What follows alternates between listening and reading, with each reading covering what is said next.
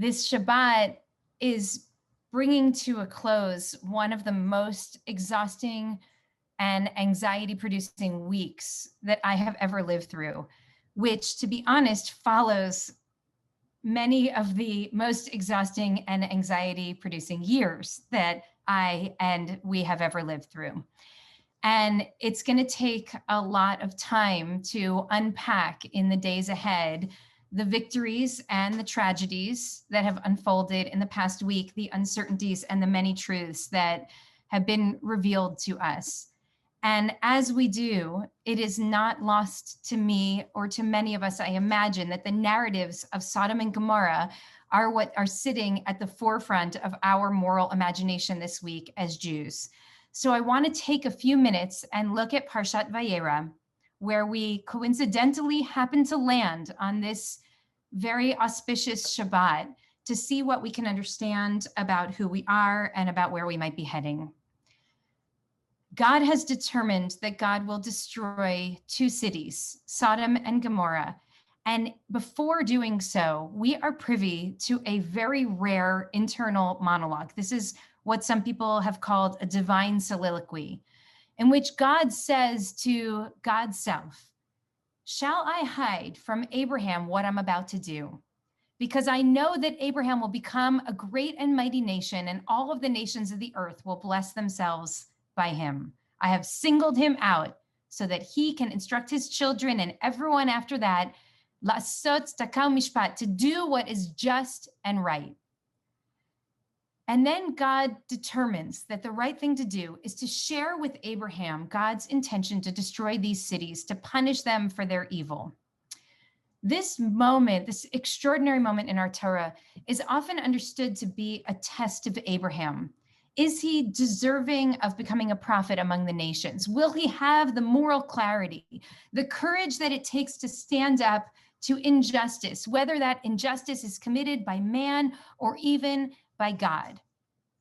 But this week, I read that test differently, not as an evaluation of Abraham's readiness for prophecy, but instead as a cultivation within Abraham and within us of a moral sensibility that prepares us to be decent in a world of indecency, to be compassionate in a world of callousness and cruelty, and to fight for justice in a world of injustice. And read in that light, the negotiation that we see here happening between Abraham and God is not so much about the merits of a few innocent people who may or may not dwell in Sodom.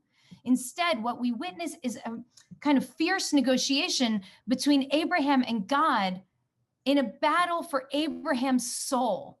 Because Abraham, like all of us, ultimately has to choose what kind of nation he's going to build.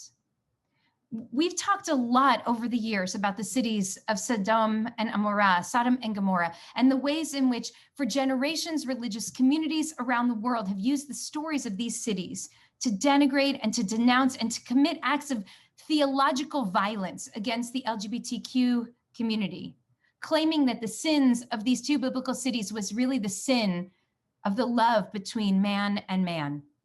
But that has never been how our Jewish tradition has read it. It's never been. Instead, our rabbis for 2,000 years have painted a picture of these two cities as societies whose moral failings map perfectly onto our own with notable precision. Sodom and Gomorrah were lands of abundant natural resources. They were blooming oases in the middle of the desert. They were lands rich with vegetation. They say that the bread emerged from the earth in Sodom with the dust of gold on it. But as you know, with such abundance came a spirit of scarcity. The rabbis tell us that the inhabitants of Sodom, they jealously guarded their stuff. They said, "We have our every need met. Why should we welcome outsiders who will only come to this place and divest us of what is rightfully ours?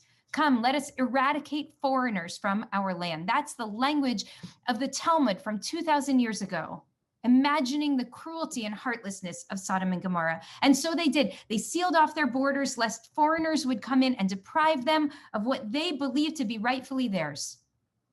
But soon it wasn't enough that they should only criminalize outsiders. those who came to those places seeking a better life within. They started to cheat their own poor.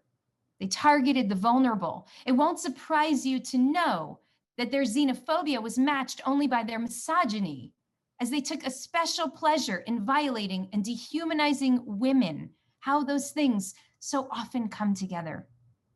They lied, they cheated, they stole, and they audaciously designed legal systems to justify their worst instincts in the name of the law. The rabbis tell us in Sanhedrin that there were 4 judges in Sodom, and they were named for their actions. So there's shakrai, meaning liar, and shakrurai, meaning habitual liar, and zaifai, meaning forger, and matzli dina, perverter of justice.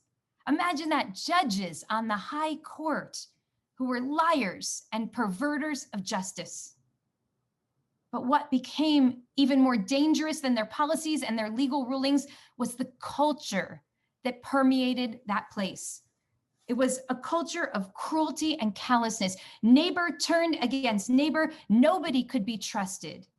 The moral index of these people was so severely distorted that they started to taunt human goodness. They created what they imagined to be zero tolerance policies that punished and caused immense suffering to anyone who exhibited compassion or care for a neighbor who was struggling. In Sodom, it was decreed, our rabbis taught, that if anyone gives a piece of bread to a pauper or a stranger, that person should be burned at the stake.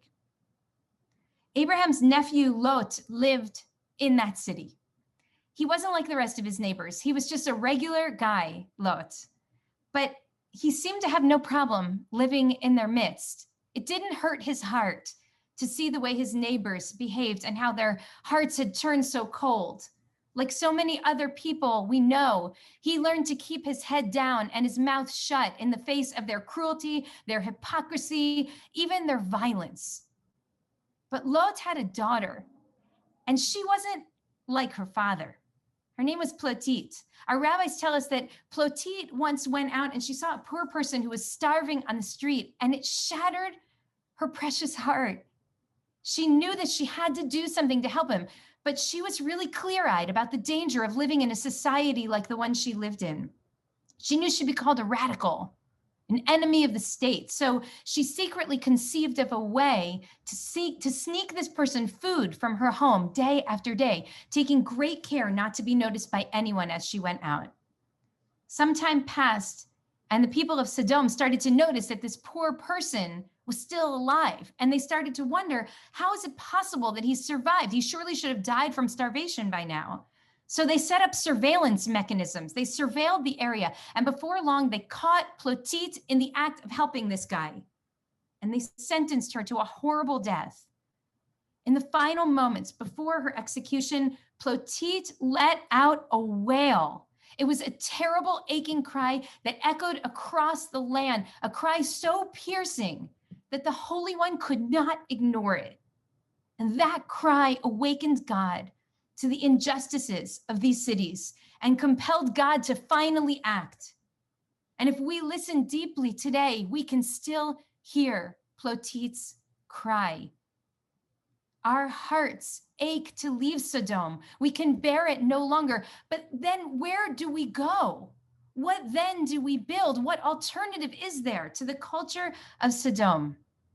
I want to share with you that this summer, my dear beloved friend, Rabbi Tamar Elad Applebaum of Zion in Yerushalayim in Jerusalem, offered an incredibly beautiful reading of this story. She contrasted the ethic of Sodom with that of another city in the region called Shalem, the precursor to Yerushalayim, Shalem.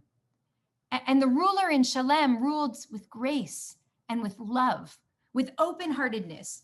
And what permeated that land was a mentality of abundance. Two ancient societies, only miles away from each other, and each of them the embodiment of a completely different mindset. And in the middle, there's our guy. There's Abraham, our ancestor, who has to decide, just as we do, who will he be? Will he fall into the dangerous and the delicious trap of Sodom and Gomorrah, in which the quest for profit and the presumption of supremacy and superiority offer a veneer of acceptability to violent and heartless behavior? Or will Abraham repudiate those behaviors and those attitudes and instead do the hard work of building a society rooted in love and justice? Will he choose the aspirational path of Shalem?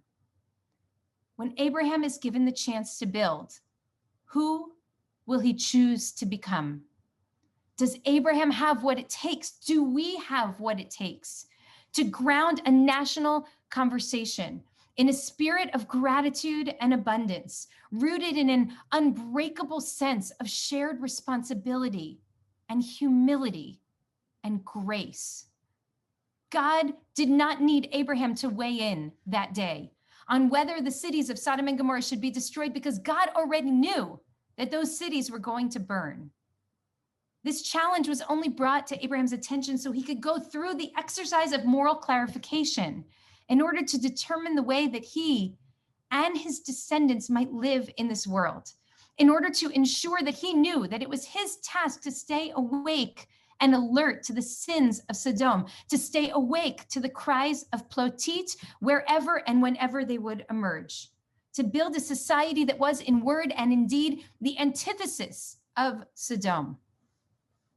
This week, again, we stood at the crossroads between Sodom and Shalem. We were given the choice between a politics of cruelty or of compassion, between a path drawn by a mentality of scarcity and one of abundance. It's really hard and it's really painful to realize how split our country is. That half of our country, when given the choice, would gravitate towards Sodom rather than choosing to work together to build Shalem. I know that many of us are personally pained, even traumatized by that realization. And amidst all of the drama and all of the late night counts and prognostications, it was that fact that broke my heart this week too, regardless of the outcome.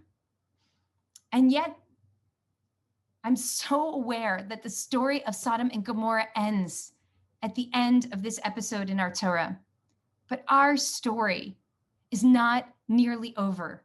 This week, we took truly significant steps toward building Shalem, toward building a society that's truly rooted in justice and equity, in compassion and care and love. In Sodom, there weren't even 10 righteous people. In America, there are millions, millions and millions of people who see this land as a place of abundant resources, a blooming oasis rich with beauty and possibility, a nation that is poised to offer the world a redemption narrative that is so irresistible, so compelling that it will lift spirits and plant hope in the hearts and minds of people across the earth. So many people in this place yearn for and believe that we can and we must build something better. So make no mistake, America is on the path toward Shalem, toward peace, toward wholeness, toward a society so rich in grace and fairness, so expansive in its thinking that even our neighbors from Sodom, just down the road, will eventually want to make it their home too. And when they do, we will welcome them with open arms and open hearts. Together, we have to keep walking forward, year after year, generation after generation, until we manifest our most audacious dreams in a beautiful shared reality. For now, I invite you to rest well on this Shabbat, because we have worked so hard for this moment. And I am so proud of each and every one of you. We are not there yet, but we are well on our way. And there's a lot of work ahead. Together, we will get there. I wish you all Shabbat Shalom.